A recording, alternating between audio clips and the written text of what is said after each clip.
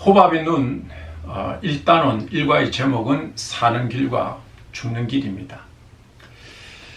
창세기 2장 16절에서 17절 말씀을 보면요, 여호와 하나님이 그 사람에게 명하여 이르시되 동상 각종 나무의 열매는 내가 임의로 먹되 선악을 알게 하는 나무의 열매는 먹지 말라.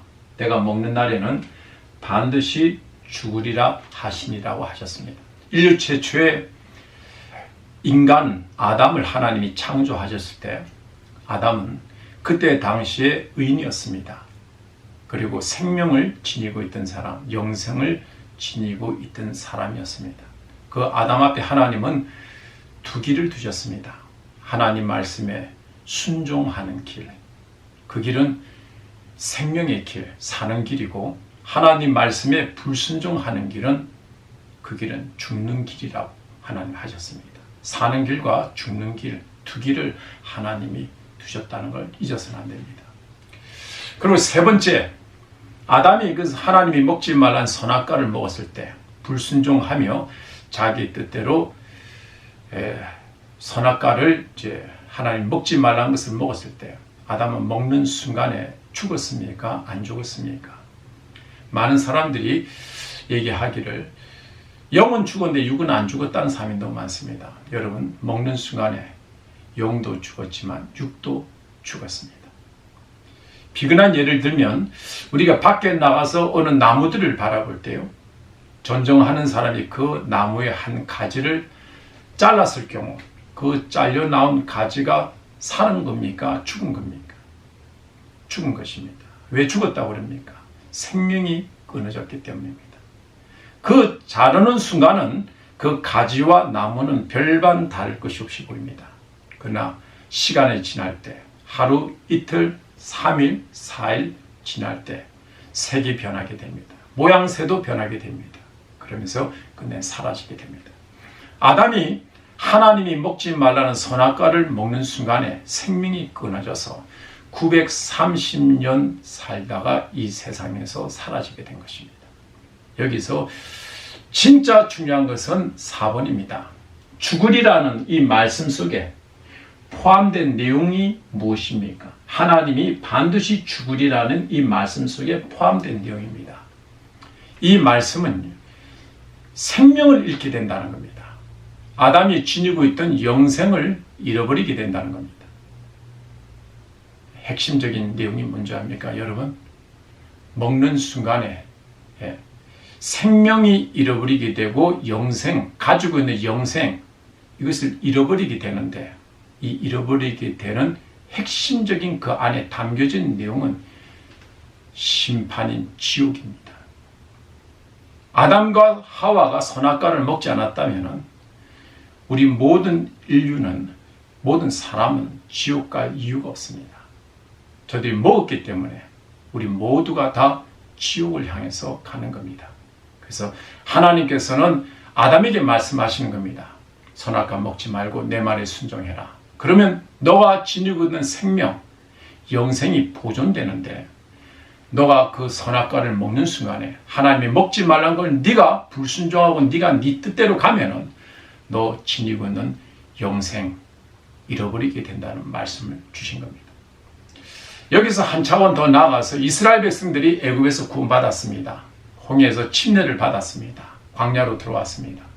저들이 가나안을 향해서 나아갈 때 하나님께서 이스라엘 백성 앞에는 아담에게 두신 이 두 길이 저들 앞에는 없었을까요? 하는 질문입니다. 여러분, 구원받은 이스라엘 백성 앞에도 그대로 하나님이 두셨습니다. 신명기 30장 19절의 말씀에 보면은 내가 오늘 하늘과 땅을 불러 너에게 증거를 삼노라. 내가 생명과 사망과 복과 저주를 내 앞에 두었은즉 너와 내 자손이 살기 위해 생명을 택하러 왔습니다. 하나님께서 두셨습니다. 누구에게 두셨습니까? 구원받은 이스라엘 백성들 앞에 두신 겁니다. 무엇을 두셨습니까? 생명과 사는 길과 죽는 길, 구원받은 이스라엘 백성들 앞에 하나님께서는 두 길을 두셨습니다. 택하는 것은 우리 구원받은 사람들 각자가 택하는 것입니다. 그러면 예수를 믿음으로 구원받은 우리들 앞에는 두 길이 없을까요? 여러분, 우리들 앞에도 똑같은 두 길이 있습니다. 에베소 2장 10절 말씀 보면 우리는 그가 만드신 바라 그리스도 예수 안에서 선한 일을 위하여 지으심을 받은 자니 이 일은 하나님이 전에 예비하사 우리로 그 가운데서 행하게 하려 하심이니라 했습니다. 하나님께서 우리를 만드셨습니다. 목적은 선한 일을 행하게 하기 위해서 하나님이 우리를 만드신 겁니다. 선한 일을 행하기 위해서는 일단 먼저 통과해야 될 문이 있습니다. 예수 믿어야 됩니다. 예수 안에서 선한 일입니다. 많은 사람들이 이렇게 질문할 수 있습니다. 예수를 믿지 않아도 선한 사람이 많이 있는데요. 선한 일 하는 사람도 많이 있는데요. 그건 사람의 생각의 기준입니다. 하나님이 인류를 창조하셨을 때는 하나님의 기준에서 우리는 모든 걸 봐야 됩니다. 하나님 안에서 선과 악의 기준은 비근한 예를 한번 들어보겠습니다. 불신자들이 주의를 지킵니까? 불신자들이 하나님께 11조 드리겠습니까? 불신자들이 식사를 할 때 하나님께 감사 기도하고 식사하겠습니까? 일단은 우리가 선한 일을 행하기 위해서는, 선쪽으로 가기 위해서는 일단은 예수 믿어야 됩니다. 예수 믿는 것이 끝이 아닙니다. 예수 믿는 것은 선한 일을 행하기 위한 입문입니다. 이제는 시작입니다. 예수를 믿음과 동시에 이제는 하나님의 목적을 향해서 우리는 지향해 나가야 된다는 말씀입니다. 고린도후서 5장 9절에서 10절 말씀에 보면은 그런즉 우리는 몸으로 있든지 떠나든지 주를 기쁘시게 하는 자 되기를 힘쓰노라. 이는 우리가 다 반드시 그리스도의 심판대 앞에 나타나게 되어 각각 선악간에 그 몸으로 행한 것을 따라 받으려 함이라 그랬습니다. 여러분, 여기서 첫 번째 질문이 있습니다. 이 내용이 신자에 대한 내용입니까? 불신자에 대한 내용입니까? 100% 신자입니다. 100% 신자입니다. 이것을 확실히 잡아야 됩니다. 첫째는 고린도 교회에다가 성도들에게 사도 바울이 글을 썼다는 겁니다. 두 번째는 주를 기쁘시게 하는 자 되기를 힘쓴다고 그랬습니다. 불신자들이 하나님을 알지도 못하는데 어떻게 하나님을 기쁘시게 하는데 힘을 쓸 수 있겠습니까? 세 번째는 우리라는 단어입니다. 이 우리 안에는 사도 바울도 포함이 되어 있습니다. 이 글을 쓴 바울 사도도 포함이 된 신자에 대한 내용입니다. 여기서 주를 기쁘시게 하는 자 되기를 힘쓴다. 다른 말로 말하면은 주를 기쁘시게 한다. 하나님 말씀에 순종하여서 하나님을 기쁘시게 한다는 겁니다. 하나님을 기쁘시게 안 하면은 안 하는 것으로 끝나지 않습니다. 하나님을 기쁘시게 안 하면 누가 기뻐할까요? 마귀가 기뻐하는 것입니다. 우리가 예수를 믿고 나면은 이제는 전적으로 하나님을 기쁘게 하는데 힘을 써야 됩니다. 하나님을 기쁘게 하는데 힘을 쓰면 쓴 만큼 마귀가 싫어하는 겁니다. 왜 우리가 하나님을 기쁘시게 해야 되냐면은 이는 우리가 다 반드시 그리스도의 심판대 앞에 나타난다는 겁니다. 그리스도의 심판대, 여기는 신자들이 가는 심판대입니다. 이 심판대 앞에 우리가 나타나서 선, 악간에 행한 대로 하나님께 받기 때문에 지금 숨을 쉬고 있을 때 예수를 믿고 나면은 이제는 우리는 심판대를 향해서 한 걸음 한 걸음 나가고 있다는 겁니다. 하나님을 기쁘시게 했느냐, 너가 악한 데서 마귀를 기쁘게 했느냐에 따라서 이 심판대에서 하나님 앞에 그대로 받는다는 겁니다. 그래서 우리 앞에는 두 길이 있습니다. 예수를 믿는 사람들 안에 두 길이 있다는 겁니다. 그래서 우리가 살아있을 때 하나님 앞에 선한 일을 함으로 힘쓰면 힘쓴 만큼 하나님 앞에 심판대 앞에서 하나님께 칭찬과 영광과 존귀를 받게 됩니다.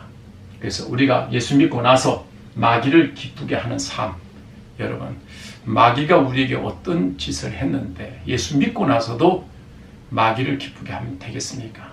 이건 상식적으로도 맞지 않는 얘기입니다.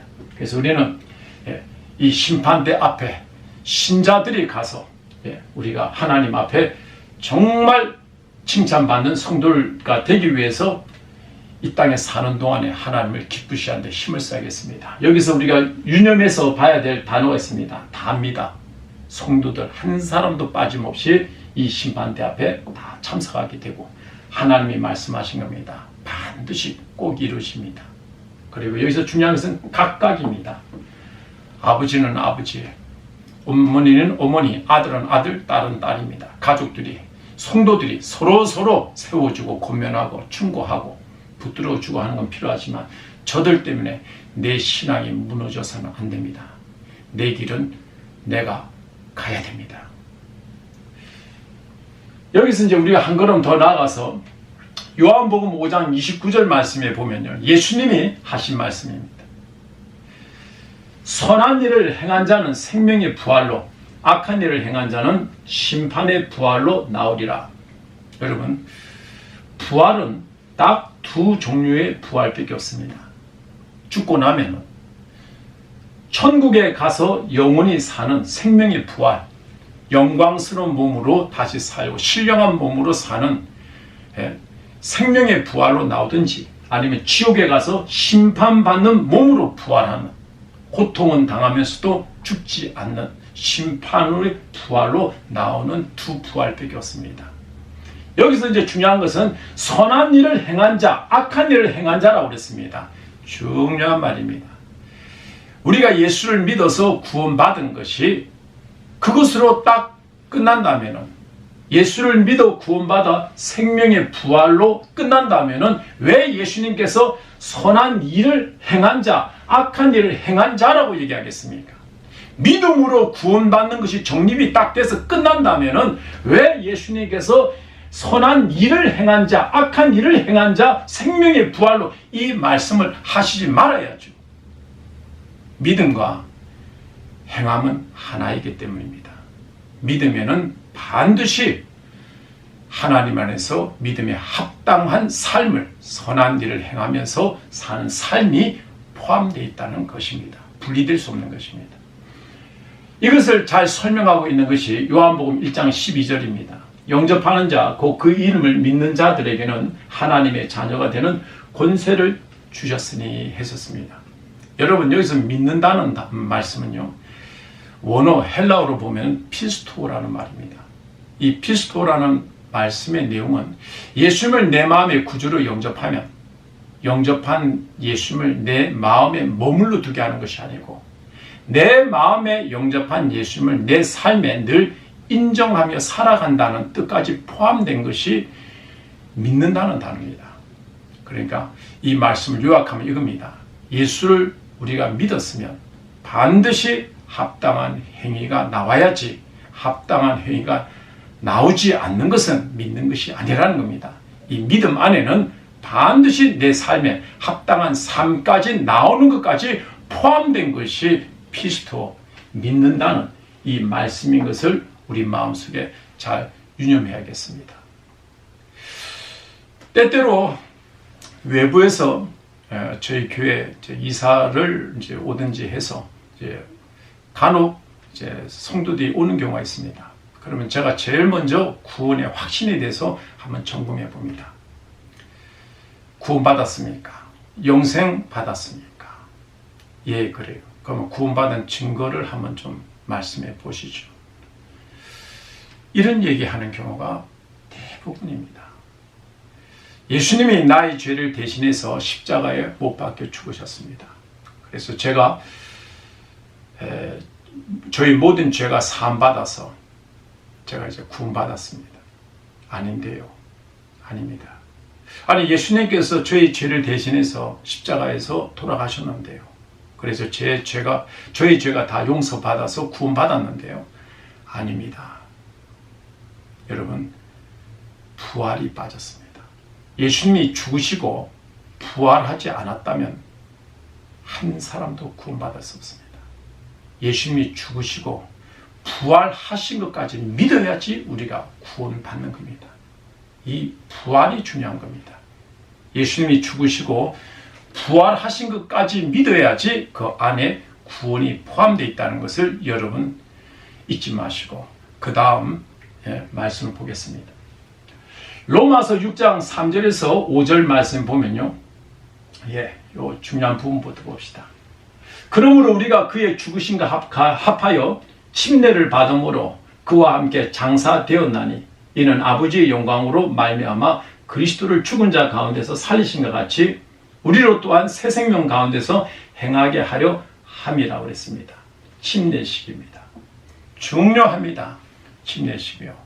물에 장사되고 전신이 물속에 다 들어가고 물 밖으로 나오는 겁니다.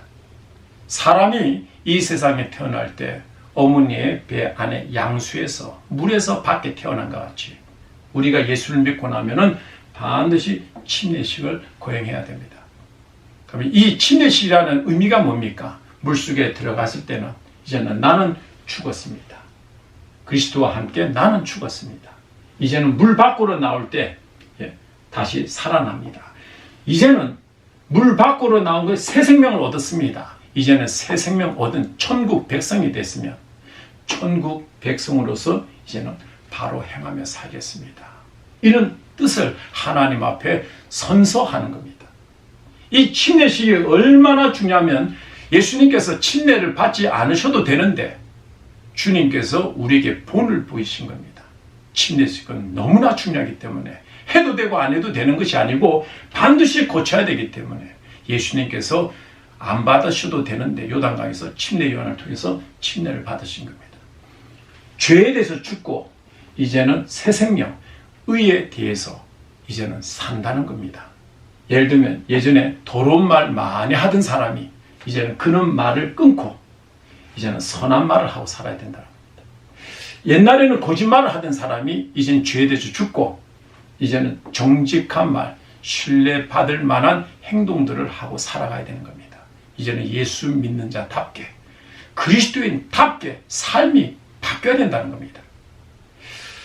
예전에는 도둑질 하던 사람이 이제는 예수 믿고 도둑질 하는 것을 끊고 자기 손으로 이제는 선한 일을 해서 사람들에게 은혜를 끼치는 사람이 달라져야 된다는 겁니다.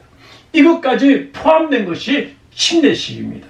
물속에 들어가서 장사되고 물 밖으로 살아난다는 것은 이제는 성도로서 이제는 그리스도인으로서 하나님의 백성으로 새로운 생명을 가지고 하나님의 영광을 위해서 행한다. 새 생명 가운데 행하게 하려 하십니다. 이것이 침례식입니다. 그래서 이스라엘 백성들이 애굽에서 나와서 그 다음에 그 많은 이스라엘 백성들이 홍해에서 하나님의 지혜로운 말미암아 전 백성이 홍해 바다 밑에 양쪽에는 바다 위에는 구름으로 침례식을 거행한 겁니다. 그러면서 뒤에 홍해 바닷물을 막고 이제는 천국을 향해서 나아가는 것입니다. 전적으로 하나님 말씀에 순종하며 나아가는 방향으로 하나님이 데려가시는 겁니다.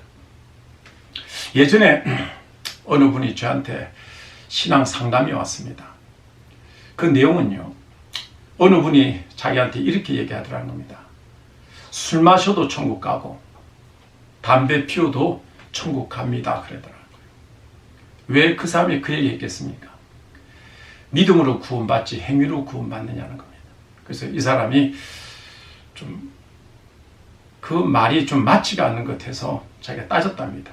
근데 그 사람이 한 가지 더 붙여서 얘기하더라는 겁니다. 술 마셔도 천국 가고 담배 피워도 천국 가고 전도 안 해도 천국 간다고 그러더라고요.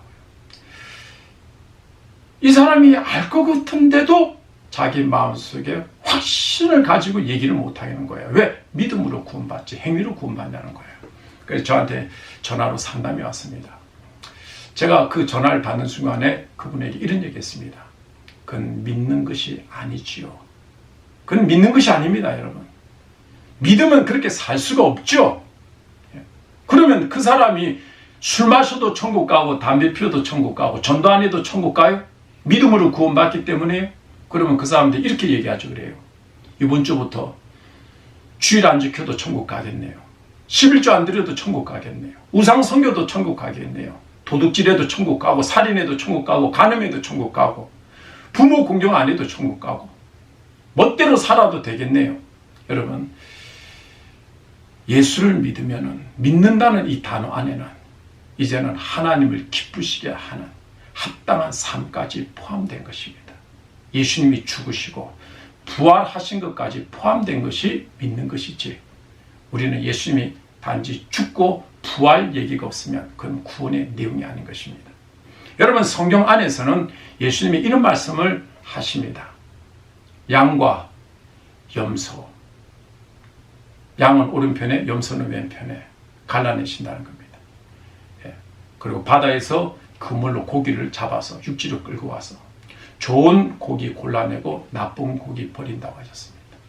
10처녀의 비유에서 5처녀, 그리고 어리석은 5처녀 구분하신다고 했습니다. 하나님께서는 알곡과 쭉정이, 곡식과 가라지, 그리고 인물을 성경 안에서 우리에게 보여줍니다. 가인과 아벨, 사울과 다윗, 야곱과 에서, 첫째 아담과 둘째 아담 예수. 우리 보고 하나님께서는 말씀합니다. 사는 길로 가라. 죽는 길로 가서는 안 된다. 사망의 길로 가서는 안 된다. 하나님 말씀에, 하나님의 뜻에 순종하는 길로 가야지, 불순종하는 길로 가면 넌 망한다, 죽는다, 심판받는다. 여러분, 우리가 이제 예수를 믿고 나면은 이제는 하나님을 기쁘게 하는 길로, 이제는 말씀에 전적으로 하나하나씩 순종하면서 넘어져도 다시 일어나고 전진해 나가는 그 길로 하나님 나라 갈 때까지 힘을 다해서 주를 기쁘시게 하는 자 되기를 힘쓰며 신앙생활 합시다. 성령이 도와주실 줄 믿습니다.